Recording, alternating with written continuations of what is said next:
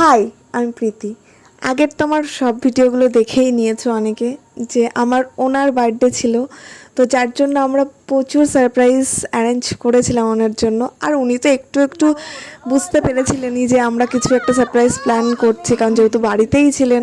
আর যার জন্য বুঝতেও পেরেছিল। কিন্তু বুঝতে পারলে কী হবে, এই যে এখন যে সারপ্রাইজটা ওনাকে দেওয়া হচ্ছে, এটার উনি বিন্দু মাত্র কিছু জানতেনও না, আর বুঝতেও হয়তো পারেনি, হয়তো কি বুঝতে পারেইনি।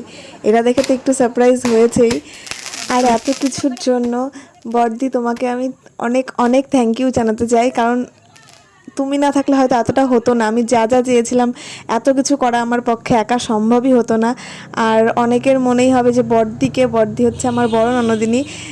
তো দিদি, তুমি যদি না থাকতে সত্যি এত কিছু হতো না। হ্যাঁ, এইটা হয়তো তোমার কর্তব্য, তোমার ভাইয়ের জন্মদিন তোমার করাটা, কিন্তু আমার কথায়, আমার একবার বলাতে তুমি আমার সব ইচ্ছাগুলো পূরণ করে দিয়েছো।